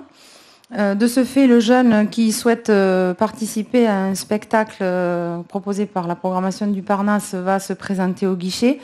Il n'a rien à débourser, c'est pas que ce soit une entrée gratuite, mais ça va se déduire de sa cagnotte. L'entrée va être générée et ensuite c'est le théâtre qui se mettra en contact avec les services de l'État pour que l'État procède à un remboursement auprès de la structure et ainsi le jeune pouvoir bénéficier de l'accès aux événements culturels. C'est une méthode qu'on souhaite adopter sur le territoire pour favoriser l'accès à la culture au plus grand nombre. Il est donc demandé au conseil municipal d'inscrire la commune de Mimizan dans le dispositif Pass Culture au bénéfice du cinéma-théâtre municipal Le Parnasse. Merci Muriel. Est-ce qu'il y a des questions? Non? Donc, je propose de passer au vote. Donc, qui est pour l'inscription de la commune dans le dispositif? Vote à l'unanimité. Merci. Point 11, la forêt pédagogique, Yvan. Oui, d'accord. Donc, pour la forêt pédagogique, donc rappelez que l'article L214.5 du Code forestier détaille le suivi des aménagements publics des bois et forêts des collectivités territoriales. L'action forêt pédagogique intitulée « Dans 1000 communes, la forêt fait école » s'inscrit dans le cadre du programme pédagogique de l'école communale sous l'accompagnement de l'Union régionale des communes forestières de Nouvelle-Aquitaine. Les actions proposées dans le cadre des forêts communales devront être compatibles et cohérentes avec les objectifs fixés par le document d'aménagement en vigueur, le plan simple gestion en l'occurrence. La collectivité propriétaire n'a aucune obligation d'accepter les actions qui lui seraient proposées par un tiers et elle reste décisionnaire final. Cette action pédagogique, lien forêt-école, s'inscrit tout à fait dans le programme municipal du mandat secteur éducation-jeunesse. Elle a pour vocation à s'étendre dans le temps sur les groupes scolaires de Mimizan et au travers de ce lien forêt-éducation, elle associera aussi différents acteurs du territoire, institutionnels, services municipaux, monde associatif et aussi économique. Ce travail réfléchi est mené de concert avec le conseiller délégué à la forêt et l'adjointe au maire éducation, enfance, jeunesse est le parfait exemple d'une des premières actions de la démarche Agenda 21 confiée à la conseillère déléguée à l'Agenda 21, Sophie Weber. Il est proposé au conseil municipal d'autoriser le principe de l'accueil d'une forêt pédagogique au sein de la forêt communale sur le ténement communal forestier dit La Lande, cadastré C0105, l'ensemble boisé couvrant au total 11 hectares, 44 arts et 59 centiares. D'autoriser la réalisation de visites de terrain et d'actions sylvicoles ponctuelles en cohérence avec le document d'aménagement et sous l'accompagnement de l'Union régionale des communes forestières de Nouvelle-Aquitaine, de décider de mettre à disposition de l'école primaire de la plage la parcelle NC 0105 pour les actions liées à la forêt pédagogique et d'autoriser Monsieur le maire ou son représentant à signer tout document relatif à cette décision. Merci Yvan. Est-ce qu'il y a des interventions? Oui, vas-y Christine. Juste compléter un peu ce qu'a dit Yvan. Je ne sais pas si ça fonctionne. Donc, en fait, c'est un projet qui a été proposé au directeur des écoles de la commune. Donc, on voit que ce sont les enfants de l'école de la plage qui vont suivre ce programme, qui vont y participer, parce que quand on l'a proposé, c'est la directrice de l'école de la plage qui a répondu favorablement au projet. Après, je voulais dire aussi que c'est une action qui sera inscrite dans le nouveau projet éducatif du territoire, qui sera écrit pendant le premier semestre 2022. Je peux compléter aussi. On parlait tout à l'heure de commission, préciser qu'une commission forêt va se tenir le 18 octobre et pourra largement revenir en détail sur ce projet. Donc Élodie et Katia sont membres et ce sera l'occasion de venir avec un ordre du jour qui est très chargé, mais notamment on pourra préciser ce programme qui est dont en fait l'idée c'est d'associer les élèves, donc en l'occurrence de la classe de Catherine Barrère, au suivi technique d'une parcelle forestière. Donc en l'occurrence, pour être précis, c'est la parcelle qui a été victime de l'incendie qui va être prise en compte. Les enfants donc vont voir quelles sont les méthodes de replantation.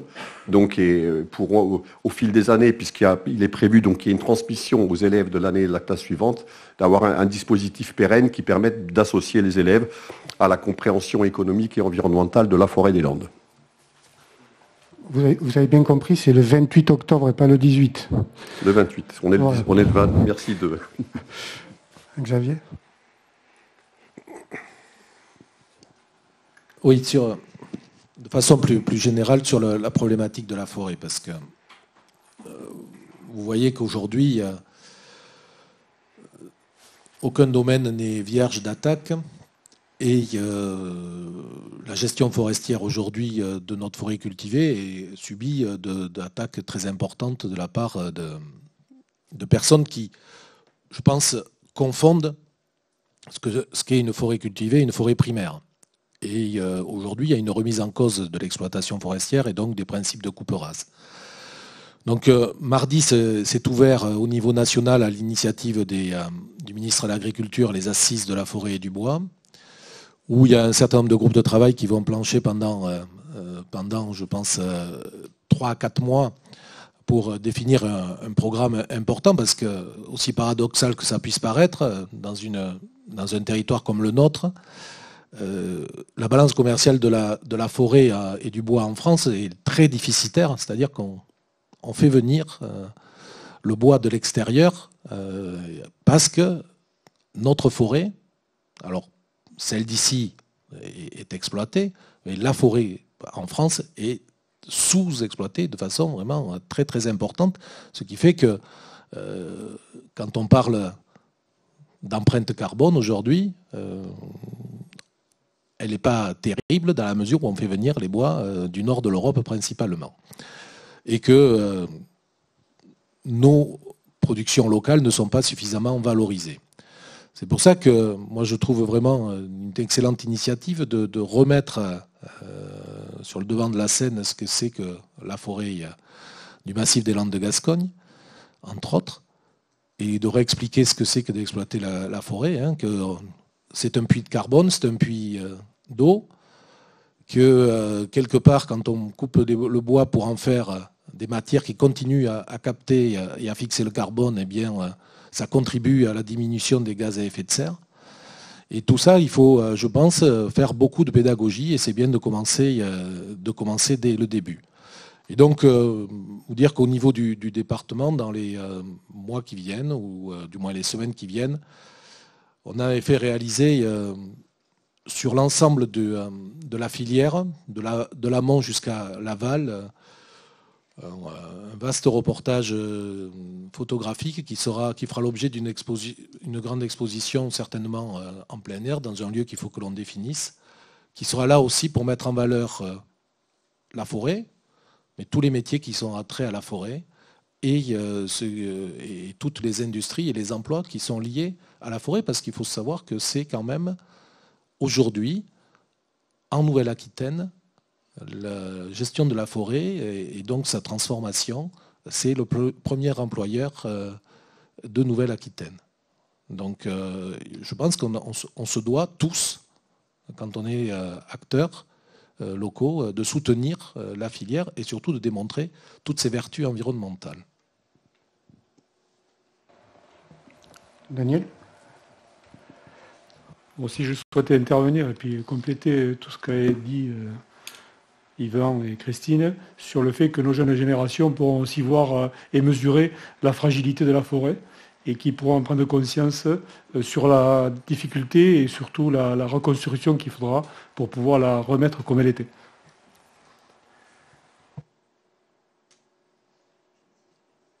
Sur le CMJ, enfin sur les jeunes, sur leur profession de foi, il est tout le temps revenu, planter des arbres, la forêt. Donc je crois qu'ils seront plus qu'associés à cette forêt pédagogique dans le cadre aussi de leur travail sur le conseil municipal des jeunes. Donc pas d'autres interventions. Je vous propose de passer au vote et d'autoriser donc le principe d'accueil de cette forêt pédagogique sur Mimizan. Donc qui est pour ? Vote à l'unanimité, merci. Donc on passe à l'administration générale et aux tablettes numériques. Donc on fait un retour à l'informatique. Tablette numérique mise à disposition des membres du conseil municipal. Conformément à l'article 21-21-13 du Code général des collectivités territoriales, tout membre du conseil municipal a le droit, dans le cadre de sa fonction, d'être informé des affaires de la commune qui font l'objet d'une délibération. À cette fin, la commune assure la diffusion de l'information auprès de ses membres élus par les moyens matériels qu'elle juge les plus appropriés. Afin de permettre l'échange d'informations sur les affaires relevant de ses compétences, la commune peut mettre à disposition de ses membres élus à titre individuel les moyens informatiques et de télécommunication nécessaires. C'est ainsi que dans le cadre de la dématérialisation des procédures communales, il est proposé de doter chaque membre du conseil municipal de Mimizan d'une tablette numérique équipée d'un port USB permettant de consulter de manière dématérialisée l'ensemble des notes de synthèse et projets de délibération et leurs pièces jointes ou annexes, ainsi que tout document ayant trait aux affaires de la commune, comme par exemple les convocations aux commissions municipales. Outre la facilité à l'accès à l'information et à l'archivage des dossiers, cet outil a aussi pour intérêt la participation au développement durable de la commune. Cet équipement permettra de réduire l'empreinte écologique de la commune qui consommera moins de papier, moins de photocopies, moins d'envois postaux ou via le service de police municipale. Ces baisses conséquentes de consommation de matière et d'énergie seront aussi source d'économie. Cette tablette numérique tactile sera mise gracieusement à disposition des conseillers municipaux pendant la durée du mandat selon les modalités définies par convention et charte d'utilisation assignées par chacun des élus bénéficiaires de cette dotation. Ce document intitulé « Convention de mise à disposition et charte d'utilisation d'une tablette numérique par les membres du conseil municipal » est joint en annexe de la présente note. La tablette sera livrée avec les droits d'installation de manière à faciliter la prise en main la plus souple possible, sachant que le matériel, une fois délivré, ne sera plus sous la responsabilité des services municipaux.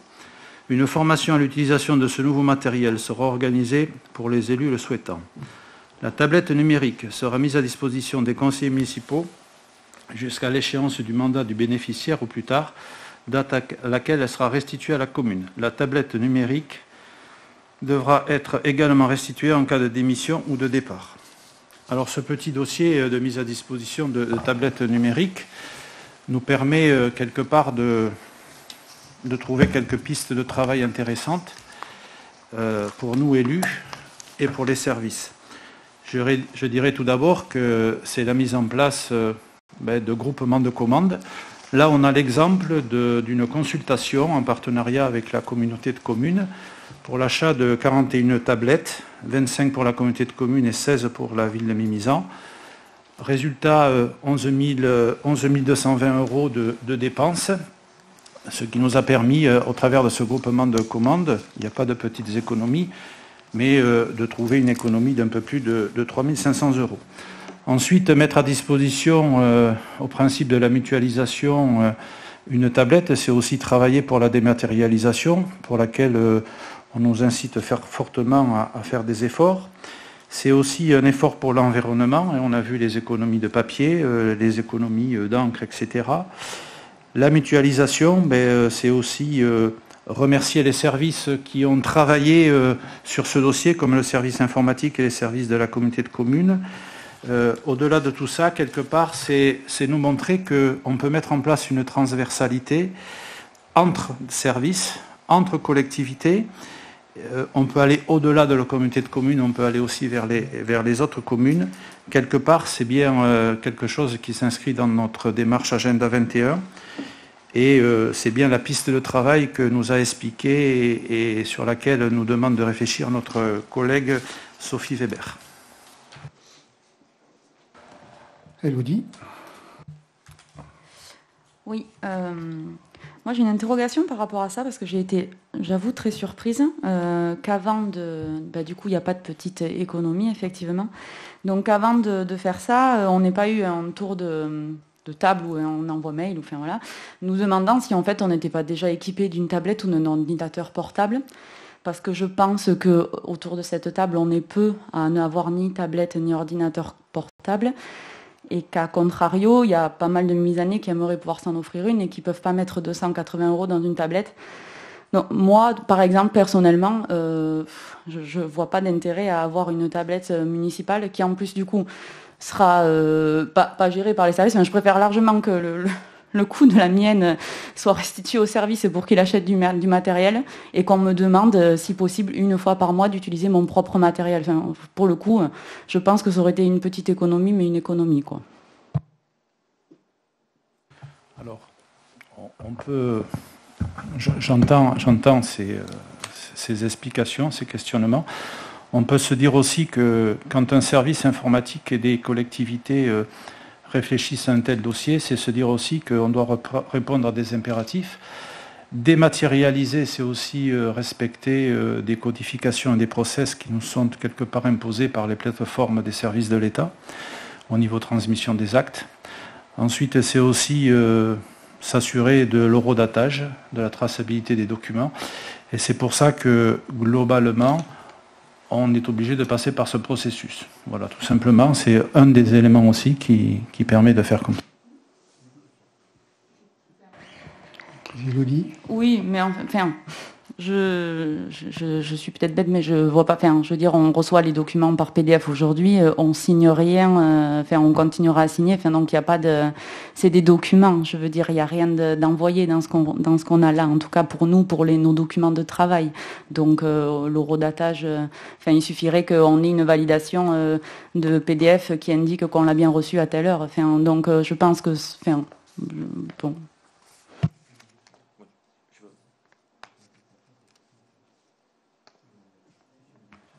Moi, je ferai juste une remarque, c'est qu'on a tous un ordinateur, mais aujourd'hui, on est tous avec des papiers devant nous.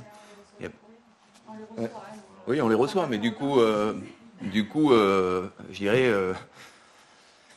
la tablette, on y trouverait une utilité, sinon tu aurais pu venir avec ton ordinateur. Et...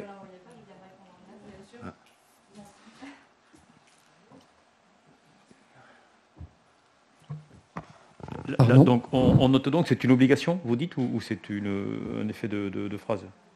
Que tout le monde soit équipé de la même tablette, est-ce que c'est une obligation en fait, oui ou non?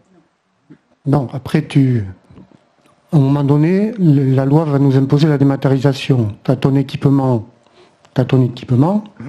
Après, il faudra voir les procédures pour aller chercher les documents. Voilà, il ne faudra pas dire après que mon ordinateur ne marche pas. Tandis que là, si on vous fournit un ordinateur, c'est nous qui devons assurer le fonctionnement, le service informatique. Donc, non, mais... Donc après, je vous rappelle quand même que on a voté un budget et on en a parlé au budget. Oui, peut-être. Oui, peut-être, non, c'est sûr. C'est pas peut-être, c'est sûr. On ne l'avait pas évoqué aussi. Pour moi, ça n'avait pas été aussi clair. Sinon, je vous l'aurais dit à ce moment-là aussi. Et puis, je pense que même si on l'a voté au budget, 11 000 €, on peut les mettre dans autre chose. Peut-être que les services ont des ordinateurs vétustes pour certains, ou des téléphones, ou j'en sais rien. sûrement, voilà. Donc, en tout cas, il me semble bien, je le retrouverai, mais avoir lu dans la convention et avoir entendu M. Hervéto dire qu'une fois que le matériel est donné, ou en tout cas prêté au conseiller, c'est plus le service qui s'en occupe. Donc, je l'ai lu. La responsabilité, c'est-à-dire la perte, le vol cassé, c'est le conseiller qui est concerné. Par contre, quand à un moment donné, on va aller sur des plateformes dématérialisées, forcément, on a besoin de passer par des circuits sécurisés. Voilà ce que ça veut dire la dématérialisation. Mais entendons-nous bien, hein, c'est une idée qu'on a partagée dès votre arrivée aux affaires. Donc on est tout à fait avec vous sur le sujet. Vous avez noté le point, c'était est-ce que tout le monde avait besoin d'une tablette? C'est juste ça la discussion. Hein. Moi, j'ai pas de tablette d'ailleurs. Donc.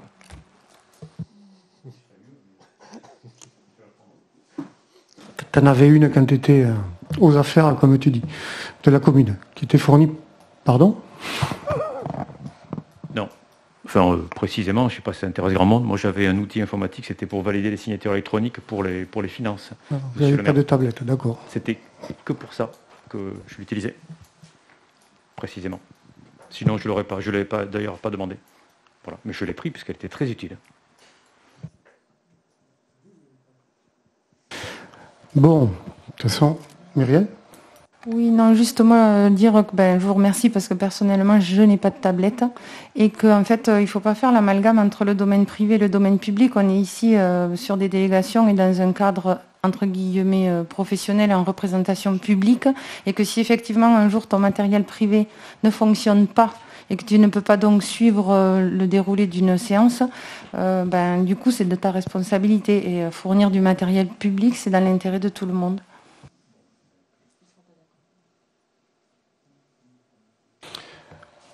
Bon, on va passer au vote. Hein. Donc, qui est pour le principe d'équiper chaque conseiller municipal d'une tablette? Vote oui. 3 abstentions. Donc 6 du coup. Donc ça c'est le point 1. Et après la convention, donc qui est pour la signature de cette convention? Donc qui s'abstient? Donc 3, plus les procurations. Donc on va passer au point 13. Donc c'est le rapport sur le prix et la qualité du service de l'eau et de l'assainissement. Donc je vais synthétiser parce qu'il peut être dense, il y a pas mal de chiffres, il y a des choses, donc je vais synthétiser. Donc le service de l'eau de la communauté de communes, donc c'est la communauté de communes qui a la compétence, c'est un service public qui gère l'eau, l'assainissement et l'assainissement non collectif. Donc en fait il y a 3 services.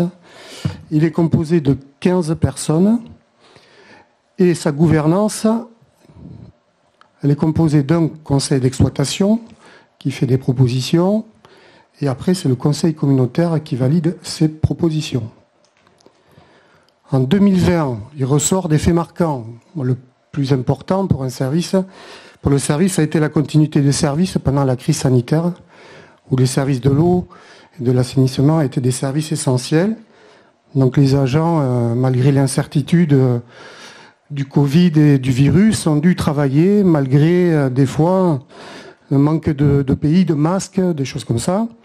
Et surtout dans l'incertitude pour les services assainissement, qu'on retrouve des fragments de virus dans les eaux usées, qui fait, en l'occurrence maintenant, puisqu'on a un peu plus de recul, qui fait l'objet d'études et on regarde les eaux usées pour savoir l'évolution de l'épidémie dans les grandes villes, parce qu'il faut en général des grandes stations pour poursuivre l'évolution du virus.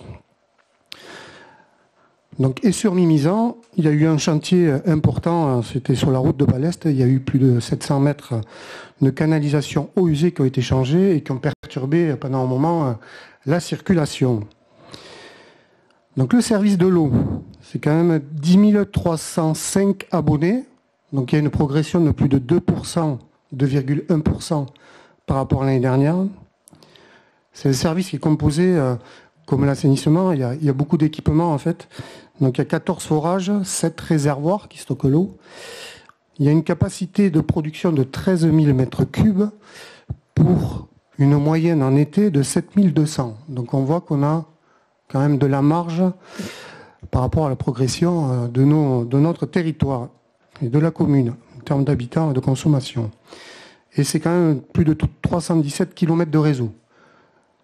Donc quand on ouvre un robinet d'eau et qu'on a de l'eau qui coule et qu'on remplit son verre d'eau, il y a tout un tas quand même d'équipements à assurer et à faire vivre et à renouveler. Donc c'est du travail. Le volume prélevé est de 1 501 000 mètres cubes, donc une progression de 4,9% en 2020, qui se voit un peu partout sur le littoral. On a pas mal de consommation en plus. Par contre, le volume facturé il est de 1 087 317, donc il y a un delta. Le rendement est de 79,6%, donc on va dire qu'on rejette ou qu'on perd 20% d'eau prélevée. Donc c'est un chiffre qui est en recul par rapport à une détériorisation du rendement entre 2019 et 2020. Mais on peut voir sur le rapport que le service fait de la recherche de fuite, équipe de compteurs de sectorisation. Il y a tout un travail mené pour améliorer ce rendement. Donc dans le rapport annuel, il y a tout un tas d'indicateurs techniques et je ne vais pas les lister mais tous sont plutôt au vert, et notamment au niveau de la qualité de l'eau. Donc la qualité de l'eau, elle est excellente sur le territoire. Donc il y a eu 76 analyses réglementaires qui sont faites par l'Agence régionale de la santé. Et il y a eu plus de 5 472 autocontrôles par le service pour s'assurer aussi de la qualité. Donc on a des forages en eau profonde et qui même certains avaient un projet d'embouteillage sur Saint-Paul. Donc c'est pour vous montrer déjà la qualité de l'eau, de la ressource en eau qu'on a sur notre territoire.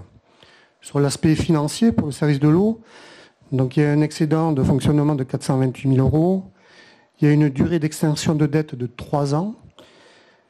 Il y a un taux d'impayé de 1%, donc qui est vraiment bas. Et on a un autofinancement en 2020 de 45%. Donc tous les indicateurs financiers sont au vert, on va dire, avec... alors il n'y avait pas les budgets dans le rapport annuel, mais on peut aller dans les budgets avec des taux d'amortissement aussi importants qui permet de dégager de l'autofinancement aussi pour l'investissement. Sur l'assainissement, donc il y a 9 597 abonnés, donc par rapport aux 10 305, c'est la communauté de communes a fait un grand effort pour essayer d'assainir au maximum le territoire. Donc il ne reste plus beaucoup d'assainissement individuel, au nombre de 688 sur notre territoire, ce qui est quelque chose de remarquable quand on connaît les difficultés pour certaines communes d'avoir un système d'assainissement, parce que ça coûte cher et on a beaucoup de communes qui sont en retard sur ce plan-là. Ce service il est composé aussi d'équipements, donc 198 km de réseau. Donc, comme on est assez plat sur notre territoire, il y a des postes de relevage qui permettent de remonter les eaux pour après les amener un peu plus loin et après avoir du réseau gravitaire. On a 2 stations d'épuration, donc Mésos 3500 équivalents habitants, mais surtout celle de Mimizan, donc qui reprend les 5 communes Mimizan, Saint-Paul, Orléans, Bias et Pontinx. Donc il y a une capacité de traitement de 57 000 équivalents habitants. Donc il permet aussi de voir à plus long terme aussi l'évolution de la démographie sur notre territoire, qui va permettre d'accueillir et de traiter les eaux usées. La difficulté sur l'assainissement, ce qu'on rencontre un peu partout, c'est les eaux parasites. Et donc on peut regarder sur ce rapport la différence entre les eaux qu'on a consommées, donc on a pu rejeter, et les eaux qui arrivent à la station d'épuration. On a un gros delta d'eau qui arrive en plus. Donc c'est des eaux en fait parasites, c'est des eaux de nappe ou des eaux de pluie, mais surtout des eaux de nappe qui rentrent dans le réseau. Donc le service a un travail important à faire là-dessus pour essayer de réduire ces eaux parasites qui viennent engendrer des difficultés sur le traitement des stations, des coûts supplémentaires de pompage, d'aération. Voilà. Donc tout l'intérêt de réduire ces eaux parasites, donc que ce soit sur le réseau public, mais aussi sur le réseau privé, parce qu'elles arrivent beaucoup par le réseau privé. Donc il y a des études qui sont menées dessus, sur cette problématique. Sur l'aspect financier, donc là aussi il y a un excédent de 169 000 euros, un autofinancement en 2020 de 82% et une durée de dette, une extension de 5,2 ans, sachant que le plus grand investissement a été réalisé, et c'était l'investissement de la station d'épuration, sa capacité avait été portée à 57 000 et elle était à, je crois, 35 ou 40, je ne sais plus. Donc il y a eu plus de 17 000 de gagnés en capacité. Donc c'était l'investissement le plus important. Donc l'assainissement non collectif, parce qu'il y a un petit service, mais alors là, 688 installations. Donc il y a eu une politique de vraiment étendre le réseau au maximum. Et c'est pour ça que dans nos 6 quartiers SDU, il y a du réseau. Donc ça nous permet aussi de pouvoir porter ces quartiers un peu pour avoir un petit peu de constructibilité dessus. Et je vais en finir par le tarif, parce que le tarif, ce service vit, il y a des investissements, il embonne sa situation financière. On pourrait se dire, d'une part, ils font rien, ils n'investissent pas. Non, ils investissent. Et deux, on a un tarif très bas, enfin très compétitif ou très bas, je ne sais pas comment le dire, au département et au niveau aussi de la région. Donc on est misant sur un tarif de 3,26 €, toute taxe comprise sur une consommation de 120 mètres cubes, qui est la référence pour définir le prix de l'eau, sachant que ce tarif sur Adour-Garonne, donc de Toulouse à Bordeaux et en redescendant, il est de 4,19 €. Donc on a quasiment 1 € d'écart. Et donc c'est l'un des tarifs les plus bas aussi du département. Hein. Donc félicitations au service qui s'est aussi engagé et qui poursuit une démarche d'amélioration continue sur l'environnement, donc sur une ISO 14001. Et on peut se féliciter d'avoir un service public de proximité, parce que celui-là, il est de proximité par excellence, parce qu'il rentre dans tous les foyers, et d'avoir ce service en gestion publique et qui fonctionne de la meilleure des façons. Des questions ? C'était simplement une remarque par rapport à la remarque du début de la séance, c'est que quand la situation financière est bonne, on n'augmente pas les tarifs et on n'augmente pas les impôts.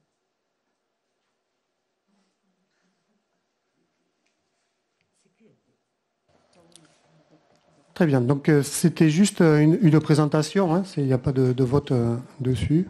Voilà, c'était toutes les collectivités de plus de 3500 habitants sont concernées par la présentation de ces rapports, et je pense qu'il y aura le rapport aussi de la communauté de communes qui nous sera présenté prochainement, avant la fin de l'année. Donc point 14, alors point 14, voilà, le temps de préparer un dossier et l'actualité réglementaire et parlementaire a changé. Donc il y a des arrêtés qui ont été pris. Donc c'était la motion pour le soutien des chasses traditionnelles, mais on peut en parler parce que à mon avis, il faut soutenir cette motion-là. Et je vous propose quand même de la présenter. Donc David ? Oui, donc malgré qu'il y ait des arrêtés qui est paru le vendredi 15 octobre au journal officiel, dont un concernant la chasse traditionnelle et la capture des alouettes des champs dans les départements du Sud-Ouest, je vais quand même vous lire la motion et vous préciser que Monsieur le maire et moi-même et d'autres de cette salle ont participé à la manifestation de soutien qui a eu lieu à Mont-de-Marsan et que nous restons très attachés aux chasses traditionnelles et à notre culture landaise. Donc, vu l'annulation des arrêtés quotas autorisant la chasse de l'alouette aux pentes et matoles, vu les attaques répétées que subit le monde de la chasse et plus particulièrement les chasses traditionnelles du Sud-Ouest, vu la stigmatisation systématique des chasseurs dans leur activité de chasse récréative et de chasse de régulation, considérant que la chasse aux engins telle qu'elle est pratiquée dans les Landes, respecte pleinement les 3 conditions qui sont la sélectivité, les petites quantités et la solution la plus satisfaisante que prévoit la dérogation au regard de la directive oiseaux de 1992. La chasse aux engins répond pleinement aux conditions de contrôlabilité de par l'installation même de la chasse, fixe et visible. Ce mode de chasse participe à la préservation des habitats et sert à certaines études scientifiques. Considérant que les chasses traditionnelles aux pantes et matoles sont considérées comme des pratiques ancestrales faisant partie du patrimoine culturel landais, la chasse aux pantes et matoles est une pratique à haute valeur socio-culturelle et anthropologique. Les chasses toutes confondues charrient tout un patrimoine linguistique, artisanal et gastronomique. Considérant que l'abolition des chasses traditionnelles entraînait une diminution du nombre de chasseurs et donc un affaiblissement de l'outil de régulation, l'arrêt des chasses traditionnelles est un non-sujet pour la préservation des équilibres environnementaux. Ceci étant exposé, il a été proposé au maire du département des Landes de signer cette motion pour soutenir les chasses traditionnelles et se positionner en faveur d'une réécriture des arrêtés quotas pour permettre la chasse de l'alouette aux pantes et aux matoles. Cette chasse contribue au bien-être de nos administrés qui vivent pour et au travers de cette passion qui assure un apport qualitatif indéniable à la vie et au contentement de ces gens. Donc depuis cette demande a été inscrit, 8 arrêtés sont parus le vendredi 15 octobre au journal officiel, dont un autorise la capture des alouettes des champs dans le département du Sud-Ouest. Je ne vous cache pas qu'en suivant, plusieurs recours ont été déposés devant le Conseil d'État. Donc je pense que cette autorisation qui est valable pour la saison 2021-2022, je pense refera parler d'elle dans peu de temps. En tout cas, je voulais vous dire ce soir que nous soutenons les chasses traditionnelles. Donc, au-delà des chasses traditionnelles, il y a aussi, et c'est marqué, c'est la diminution du nombre de chasseurs et le problème de régulation qu'on peut rencontrer.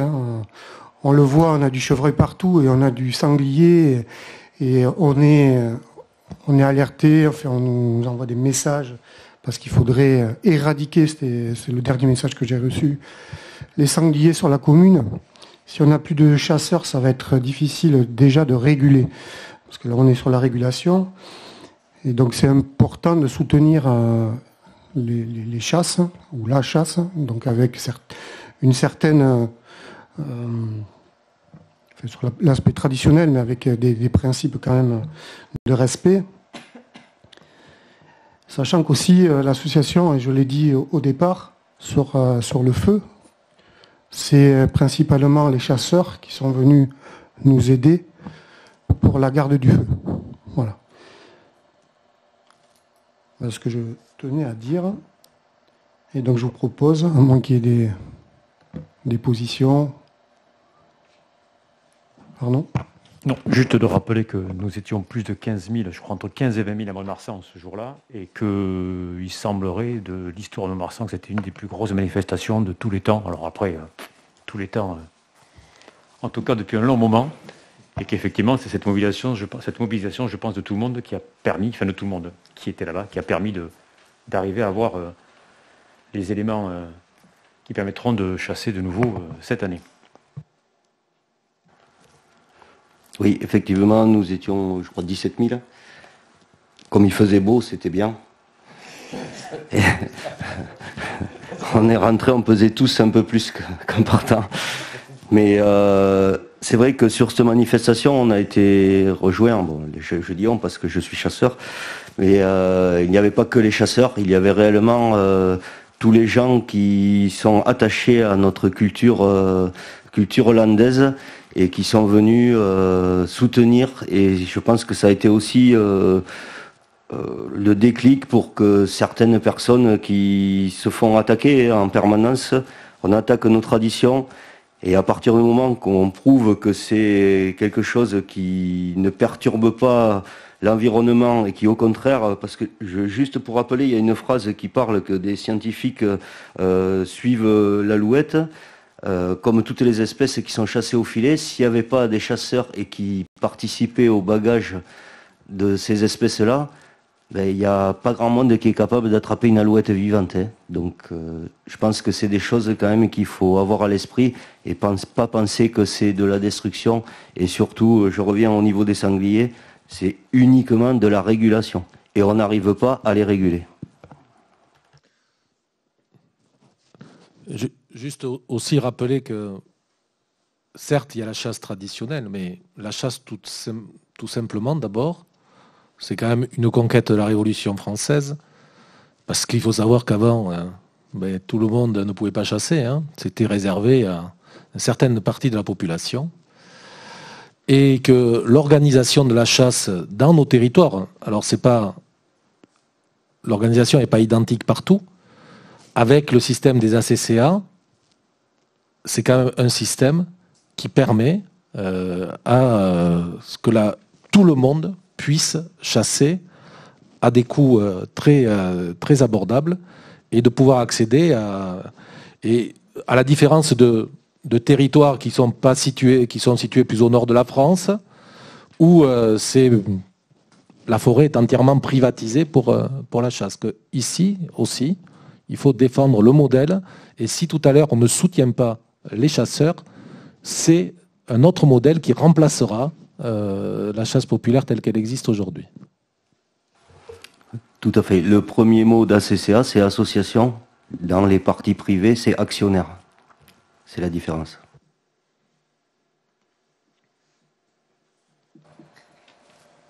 C'est bon, plus d'intervention. Donc je vous propose de voter qui est pour cette motion.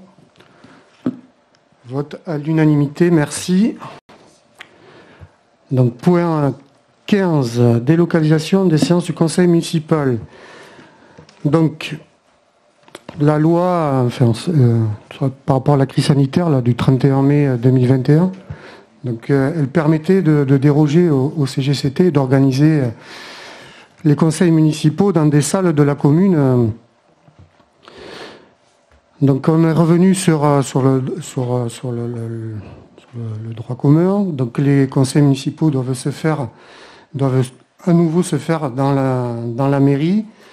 Il y a un article du Code général des collectivités territoriales qui permet aussi de délocaliser. Donc c'est l'article 21-21-7 du CGCT. Le conseil municipal se réunit et délibère à la mairie de la commune. Il peut également se réunir et délibérer à titre définitif dans un autre lieu situé sur le territoire de la commune avec différentes dispositions. Donc,